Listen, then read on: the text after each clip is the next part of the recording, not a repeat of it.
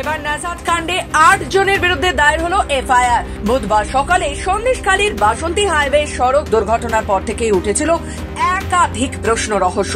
গাড়িতে ট্রাকের ধাক্কা ঘিরে ইতিমধ্যে বেশ কিছু প্রশ্ন উঠতে শুরু করেছে। নিছকই দুর্ঘটনা নাকি এর নেপথ্যে অন্য কোনো রহস্য, তা নিয়ে উঠছে প্রশ্ন। ইডির ওপর শাহজাহান শেখের অনুগামীদের হামলার অন্যতম সাক্ষী ভোলা বুধবার আদালতেই যাচ্ছিলেন শাহজাহানের বিরুদ্ধে সিবিআই এর মামলার অন্যতম ওই সাক্ষীকে নিয়ে। তার আগে এই পথ দুর্ঘটনা ঘিরে বিস্তর প্রশ্ন উঠতে শুরু করেছে।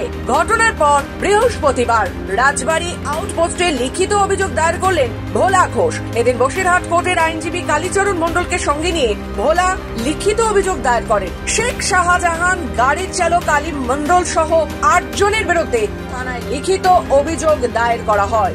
অভিযোগ, এই ঘটনায় সম্পূর্ণভাবে তাকে খুনের চক্রান্ত করা হয়েছে। সমস্ত পরিবারকে শেষ করে দেখি না, চিন্তাই করছি, এখন আমি নিজেই চিন্তিত।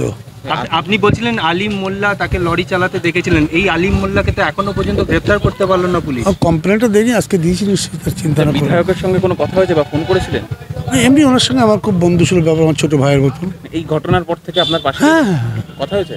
হ্যাঁ, কি বলেছে? কালকে থানায় ছিল, মানে সব রকম সহযোগিতা সে আমাকে করবে।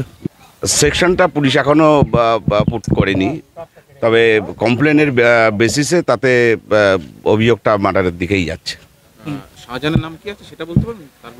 কনস্পিরেসিটা একটা আছে, দেখা যাচ্ছে কমপ্লেনে যা আছে, কনস্পিরেসি একটা আছে। আচ্ছা, অভিযোগটা মূলত কি করেছেন একটু যদি বলা যায়? অভিযোগটা ঘটনা যা বা প্রবাহ যা এসছে তাতে যা দেখা যাচ্ছে যে কনস্পিরেসি আছে একটা। এখন কনস্পিরেসিটা কতটা সত্যি কতটা মিথ্যে সেটা তদন্তের আওতায় আছে, তবে মার্ডারের যে একটা গন্ধ আছে এটা একদম পরিষ্কার। আমরা সেই মর্মেই একটা এফআইআর করি। শেখ শাহজাহানের বিষয় নিয়ে বেশ কয়েকবার নোটিশ দিয়ে সিবিআই ও ইডি ভোলা ঘোষকে ডেকেছিল। শেখ শাহজাহানের বিরুদ্ধে বেশ কিছু তথ্য দিয়েছেন ভোলা ঘোষ। বুধবার সকালে ভোলার 4 চাকার গাড়ি বাসন্তী হাইওয়েতে দুর্ঘটনার কবলে পড়ে। উল্টো দিক থেকে আসা একটি ট্রাকের সঙ্গে সংঘর্ষে রাস্তার পাশে নয়নজলিতে পড়ে গাড়িটি, লরিটিও জলে পড়ে যায়। ঘটনাস্থলে মৃত্যু হয় গাড়ির চালক ও ভোলার কনিষ্ঠ পুত্রের। দুর্ঘটনায় গুরুতর জখম হন ভোলাও। দুর্ঘটনাস্থল থেকে রাতেই ট্রাক এবং গাড়িটি উদ্ধার করে নিকটবর্তী একটি পাম্পে নিয়ে যায় পুলিশ। নয়নজলির যে অংশে দুর্ঘটনাটি ঘটেছিল সেই অংশটিও দুর্ঘটনার পর থেকে ফ্রিতে গার্ডরেল এবং গাছের গুঁড়ি দিয়ে ঘিরে রাখা হয়েছে। বৃহস্পতিবার সকালে দেখা যায় ওই ঘিরে রাখা অংশ থেকে ফিতে বা অন্যান্য সরঞ্জাম সরিয়ে নেওয়া হয়েছে।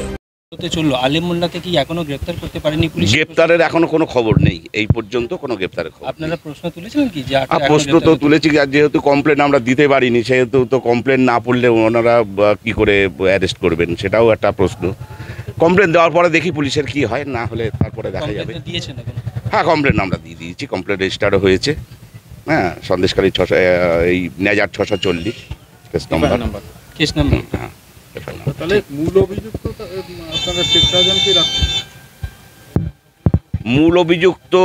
মূল অভিযুক্ত ড্রাইভার এবং কনস্পিরেসিতে যারা যারা আছেন তারা এখন পুলিশ তদন্তে যদি তাদের ধরা পড়েন তখন তারাই অভিযুক্ত। উত্তর 24 পরগনা থেকে নিজস্ব প্রতিনিধি রিপোর্ট, খবর বাংলা।